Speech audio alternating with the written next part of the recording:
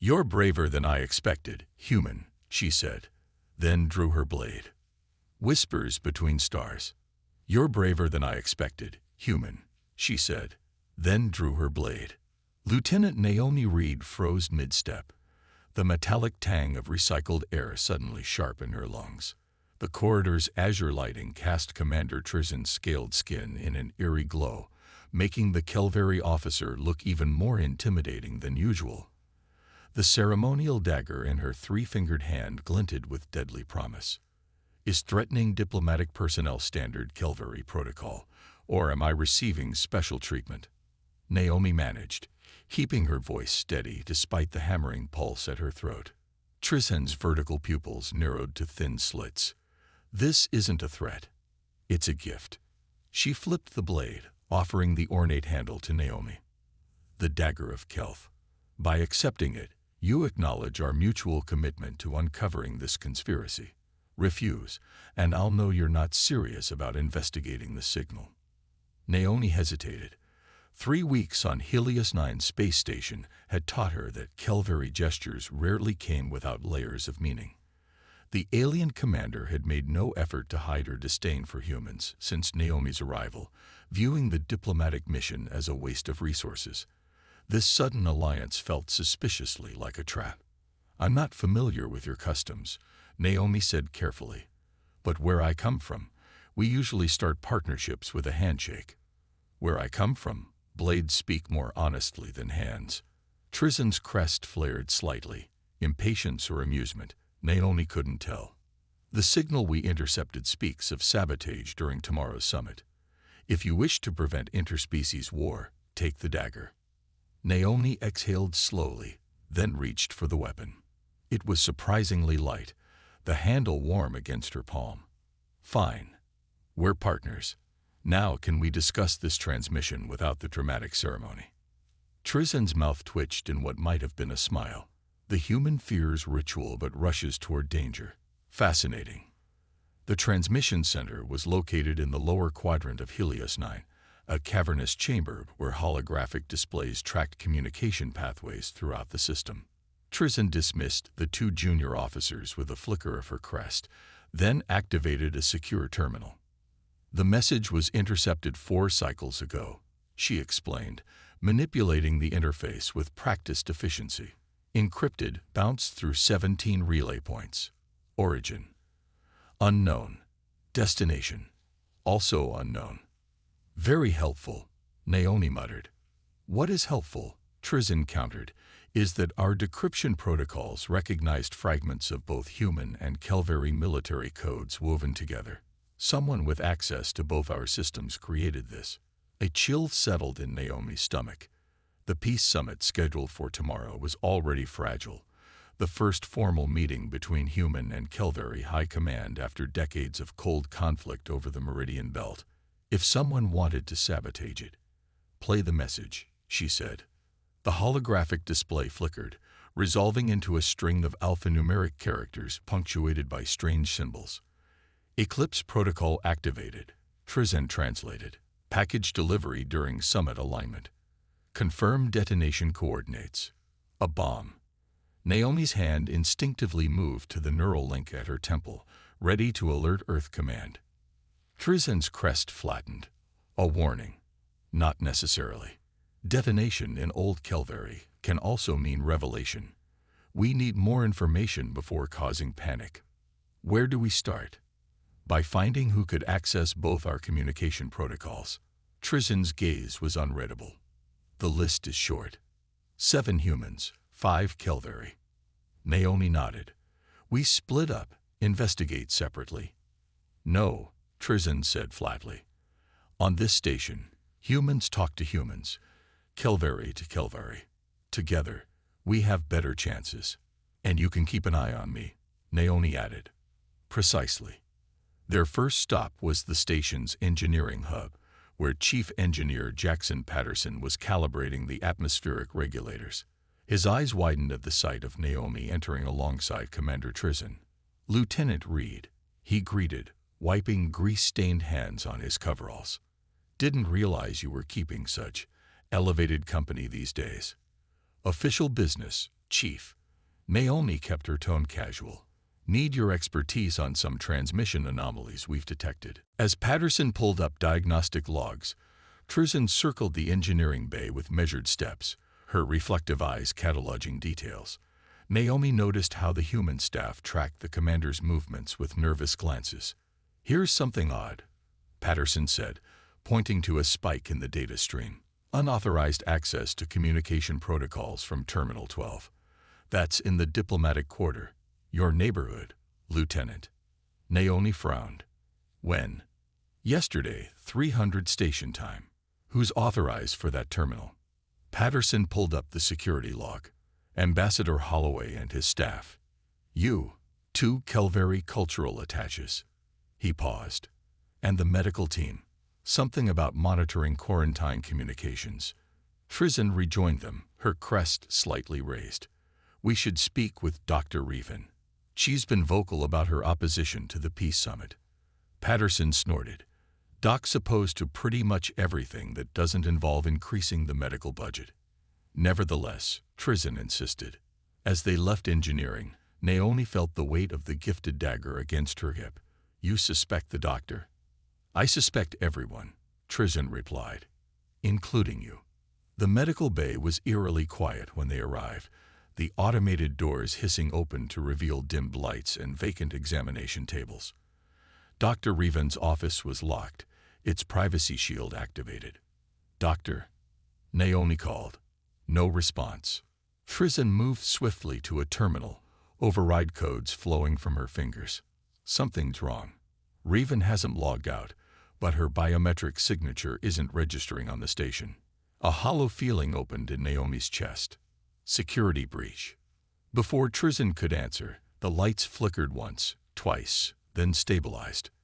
The station-wide communication system crackled. Attention all personnel, came a synthesized voice, neither human nor Kelveri. Quarantine protocols have been activated in sections 12 through 17. Please proceed to designated safety zones. Trizin hissed, a sound Naomi hadn't heard before. Those are the sections surrounding the summit chamber.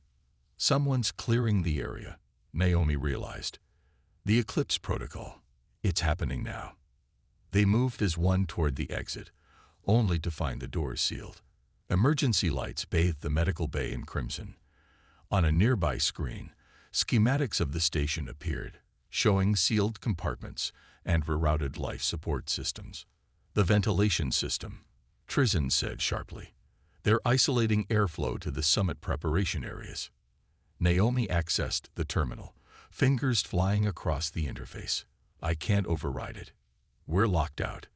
Trizin unsheathed her primary weapon, a sleek pulse rifle that made the ceremonial dagger look like a toy.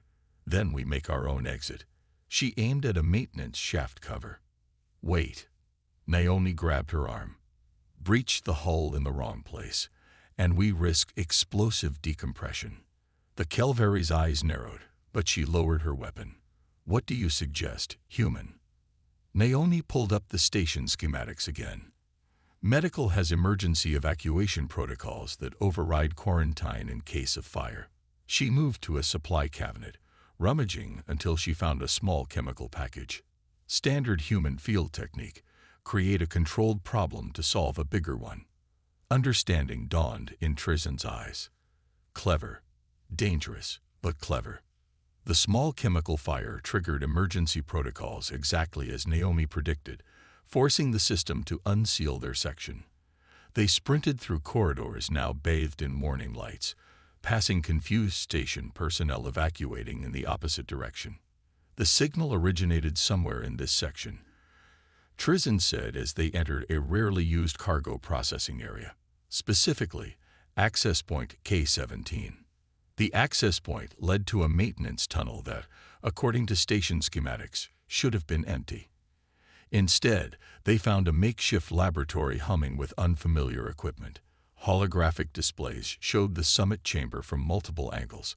A countdown timer pulsed ominously. 4 hours until the summit, Naomi whispered. And 3 minutes until we're discovered, Trizin added, nodding toward a security scanner that was cycling through its activation sequence. They worked quickly, Naomi downloading data while Trizin examined the equipment. "This isn't just surveillance," the commander said. "It's projection technology. Advanced holographics. They're going to fake an attack," Naomi realized. "Make it look like one side is betraying the other during the talks." A soft click behind them froze both women in place. Naomi turned slowly to find themselves facing three figures in unmarked environmental suits, faces hidden behind polarized visors. "I'm impressed you found us," came a distorted voice from the central figure. But then, desperation makes for strange bedfellows, doesn't it? The figure raised a weapon Naomi didn't recognize, sleek alien design with an ominous pulsing core. Trizin moved with liquid grace, shoving Naomi aside as she raised her rifle. "Identify yourselves." The response came not in words, but in a burst of energy that slammed into the wall where Naomi had been standing seconds before. Equipment exploded in showers of sparks. Emergency containment barriers began dropping throughout the section. "Run," Trizin shouted, firing back as she retreated. The last thing Naomi saw before diving through a closing barrier was the Kelveri commander, surrounded by advancing figures, her blade drawn and gleaming in the emergency lights. Eclipse of trust. Lieutenant Naomi Reed hit the deck hard as the containment barrier slammed shut behind her, separating her from Trizin and the mysterious attackers. The sound of energy weapons discharging echoed through the metal, followed by a crash and then silence. "Trizin," Naomi called, pressing against the barrier. No response. She activated her neural link, attempting to access station security, but encountered only static. Communications were being jammed. 3 hours and 47 minutes until the summit. And potentially interstellar war. Naomi assessed her options quickly. The ceremonial dagger Trizin had given her now felt absurdly inadequate against whatever weapons those figures wielded. She needed to find another way back in, or around. The maintenance shaft she'd landed in curved away from the laboratory, snaking through the station's infrastructure. According to the schematics she'd memorized, it should connect to auxiliary control systems 2 sections over. If she could reach that, she might be able to override the containment protocols. She moved swiftly through the dimly lit shaft, the distant sounds of the station's evacuation alarms creating an eerie backdrop. When she reached the junction point, she pried open an access panel and slipped into a secondary systems corridor. A shadow moved at the far end. Naomi froze, hand reaching for the dagger. The shadow resolved into a familiar scaled figure, pulse rifle raised defensively. "Trizin," she breathed in relief. The Kelveri commander lowered her weapon slightly, though Naomi noticed a dark ichor seeping from a wound on her shoulder. "You survived. Good. What happened back there?" "Who were they?" "Not who," Trizin corrected. "But what?" "Those weren't living beings. They were autonomous proxies, remotely controlled." "By whom?" Frizin's crest flattened. "Unknown. But I managed to damage one enough to extract this." She held up a small data core, its casing partially melted.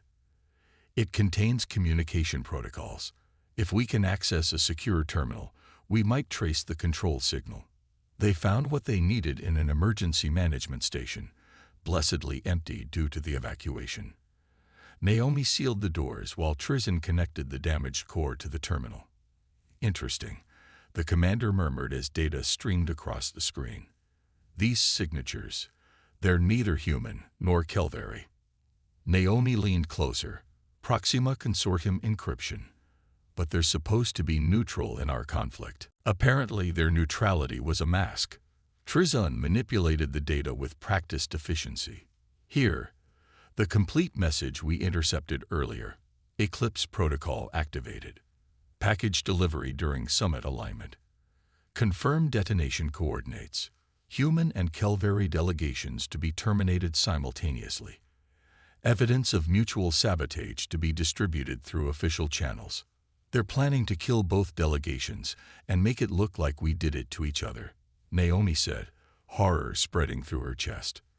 The resulting evidence would push both our species into all-out war, while the consortium positions itself to pick up the profitable pieces. Trizin finished. Elegant, if ruthless. We need to warn the delegations. Communications are still being jammed. Trizin's eyes narrowed in thought. But there's another way. The station's emergency broadcast system operates on a different frequency. If we can access the main environmental control hub, we can trigger a station-wide alert, Naomi finished. But that hub is 6 sections away, directly through the quarantine zone. Trizin's mouth twitched in what might have been a grim smile. Then we go through the outer hull. Environmental suits in the emergency locker. You want us to spacewalk around the quarantine? That's insane. Do you have a better solution, human? Naomi didn't. The void between stars greeted them as they emerged from the emergency airlock. Helios 9 sprawled before them, its massive ring structure rotating slowly against the backdrop of distant nebulae. Magnetic boots kept them anchored to the hull as they began their precarious journey. 3 hours until summit commencement. Trizin noted through the suit's communication system. We need to move faster. They were halfway to their destination when Naomi spotted movement on the hull ahead. More environmental suits, these marked with consortium insignias partially obscured by hasty camouflage attempts. Down. Trizin hissed, pulling Naomi behind a communications array as energy blasts scorched the hull where they'd been standing. They've spotted us, Naomi said unnecessarily. Observant as always, human. Trizin unhooked a small device from her suit. Reach charges. I always carry extras. Of course you do.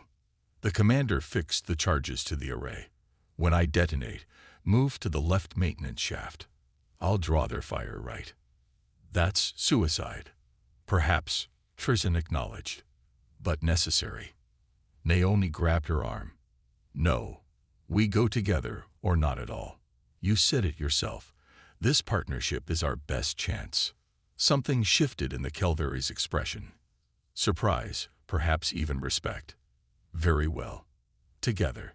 The explosion created both distraction and debris, fragments of the array hurtling toward their attackers.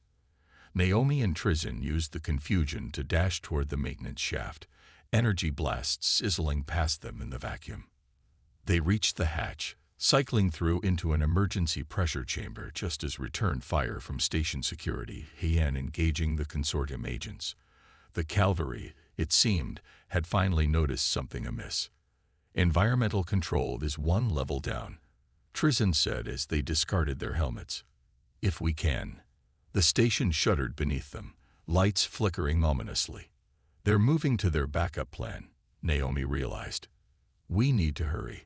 They found the environmental control hub in chaos, automated systems flashing warnings as technicians struggled to maintain stability. Chief Patterson was there, barking orders. Lieutenant Reed, he exclaimed upon seeing them. What in 7 hells is happening? Systems are going haywire, and there's reports of unauthorized personnel all over the station. Consortium sabotage, Naomi explained quickly. They're trying to assassinate both delegations and trigger a war. We need access to the emergency broadcast system. Patterson blinked in surprise, but didn't waste time questioning her. Terminal 3. It's still operational. Trizin took command, her fingers moving with precision as she bypassed security protocols. I'm routing our evidence through the system. All station personnel will receive the data simultaneously. Will it be enough? Naomi asked.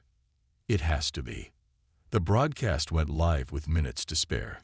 Throughout Helios 9, screens flickered to display the intercepted consortium plans, the sabotage evidence, and security footage showing the unmarked agents deploying their deadly technology. They watched from environmental control as station security forces converged on the summit chamber, evacuating delegates and apprehending consortium operatives who had been posing as service personnel. The assassination attempt thwarted, diplomats from both species huddled in shock, viewing the evidence of a third party's attempt to manipulate them into mutual destruction. It worked, Naomi breathed. For now, Trizin cautioned, but this was merely one plot. The consortium will not abandon their goals so easily. Hours later, after security debriefs and medical treatments, Naomi found Trijan on the observation deck, staring out at the stars. The summit had been postponed, but not cancelled, a victory in itself. "Commander," she acknowledged, joining the Kelveri at the viewport. "Lieutenant," Trijan didn't look away from the stars. "Your actions today were unexpected." "Is that Kelveri for thank you?" A sound escaped the commander that might have been a laugh. "Perhaps." She turned, studying Naomi with those vertical pupils. "You kept the dagger." Naomi touched the weapon, still secured at her hip. "Seemed appropriate. Partners should honor each other's customs, right?" "Indeed." Trijan paused, then extended a three-fingered hand in a distinctly human gesture. "To partnership, Lieutenant Reed." Naomi took the offered hand, feeling the unfamiliar texture of scales against her skin. "To partnership, Commander Trijan." Beyond the viewport, stars continued their ancient dance, indifferent to the small moment of understanding between two individuals from worlds that had nearly been thrust into war. The consortium had failed today, but both women knew this was merely the beginning. "You know," Naomi said after a comfortable silence, "in human culture, after preventing interstellar war, it's customary to share a drink." Trijan's crest raised slightly in amusement. "In Kelveri culture, after battle, it is customary to plan for the next one. Who says we can't do both?" This time, Trijan's smile was unmistakable. "You're braver than I expected, human." But this time, she left her blade sheathed.